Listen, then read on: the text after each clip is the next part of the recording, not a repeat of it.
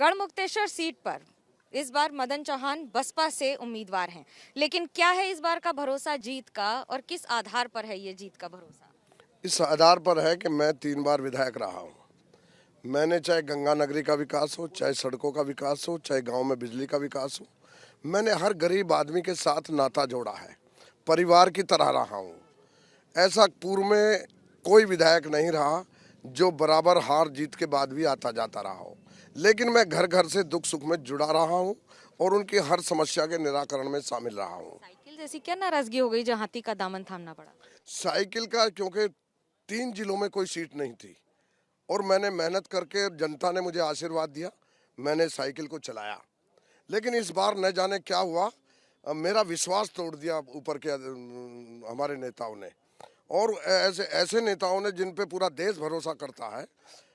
मुझे आखिर तक नहीं बताया गया, आखिर तक ये कहा गया तुम्हारा टिकट है, और बाद में पता चला कि वो ऐसे महिला को टिकट दे दिया जिसका कोई इससे नाता ही नहीं था।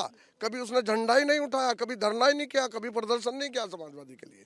मेरे साथ विश्वासघात हुआ तो मुझे फिर बसपा से और आम जनता ने कहा कि आपको चुनाव लड़ना ही लड़ना है, तो मेरी मजबूरी बनी। मैंने उनका आदेश नहीं टाला जनता का, और मुझे बहन जी मायावती जी ने टिकट दिया। मैं आज चुनाव में हूँ। हर गरीब आदमी, कमज़ोर आदमी, चाहे वो अल्पसंख्यक का कमज़ोर है, चाहे वो हिंदू मुस्लिम, जो भी किसी वर्ग का कमज़ोर है, वो मदन चौहान को वोट देना चाहता है, मदन चौहान को जिताना चाहता है। अखिलेश यादव की कैबिनेट के मंत्री उन्हीं के खिलाफ कैंपेन कर रहे हैं अब। नहीं, कौन कैबिनेट का पूर्व मंत्री रहे, अगर आप ये कहें कि आप बार बार अब उनके खिलाफ ही इस बार अखिलेश यादव के खिलाफ समाजवादी पार्टी में उनके खिलाफ मैदान में उतरे हैं, तो कैसे देखते हैं इसको? देखिए, मैं ये देखता हूँ नेता का विश्वास होता है, नेता की कार्यशैली होती है। अगर ग्रास रूट के वर्कर को माइलेज नहीं मिलेगा तो कोई सरकार बना नहीं सकता। सरकार बनती है जो ग्रास रूट पे किसान, मजदूर, गरीब, कमज़ोर होता है, और उसका भी जो वर्कर होता है पार्टी का, और वो जुड़ा हो, और अगर उसकी अनदेखी की जाए तो फिर उसे बचाने वाला कोई नहीं इस दुनिया में। चौहान साहब, इस बार लड़ाई कही जा रही है कि समाजवादी पार्टी और बीजेपी के बीच में है, बसपा कहाँ है इसमें? देखिए, बसपा सब जगह है। बसपा का ग्रास रूट का वोट इतना सॉलिड है, मैं अपनी विधानसभा में कहना चाहता हूँ 50,000 वोट तो सॉलिड है, और 50,000 वोट मदन चौहान को पिछली बार भी जनता ने दिए, आज भी जनता दे रही है, और पूरी मजबूती से।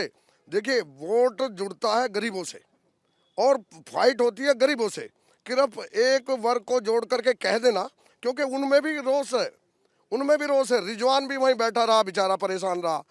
अलीगढ़ का विधायक भी मिले ही नहीं उनसे, मुरादाबाद के भी इकराम कुरैशी, ये सब लोग मिले ही नहीं उनसे। जिनसे अपने वर्करों से, लॉयल वर्करों से ना मिलोगे तो फिर सरकार नहीं बनती जल्दी से।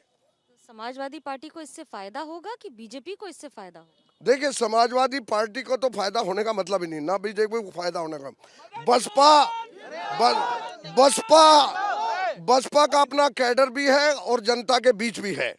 आज आप हापुड़ में देखिए, किसी फाइट पर नहीं है समाजवादी और बीजेपी।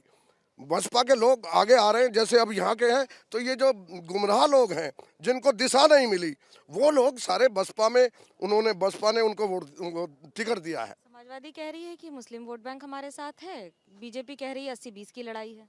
देखिए, मुस्लिम वोट उसे जाएगा जो मुस्लिम वोट उसको जाएगा जो बीजेपी को हराएगा। मदन चौहान या बीजेपी को हरा रहा है। मदन चौहान के पास सॉलिड वोट भी है, उसकी बिरादरी का भी वोट है, और आम जो जनमानस है, मदन चौहान के पास कोई गांव ऐसा नहीं जिसमें वोट नहीं है। मदन चौहान के पास कोई बिरादर ऐसी नहीं जिसमें वोट नहीं है। जब सब बिरादरी चाहती है, सब गांव चाहते हैं, तो निश्चित तौर से वो फाइट में सबसे ऊपर होता है। गढ़मुक्तेश्वर में इस बार का परचम कौन लहराएगा? गढ़मुक्तेश्वर का परचम बसपा लहराएगी, मदन चौहान लहराएगा, बहन मायावती जी लहराएगी, और बहन मायावती सीएम बनेगी, ये निश्चित है। एक और जहां मुख्यमंत्री की दावेदारी, तो वहीं दूसरी ओर इस लड़ाई को जारी रखने की तैयारी। कैमरा पर्सन सूरज पांडे के साथ मनोज्ञा लोईवाल, एबीपी न्यूज।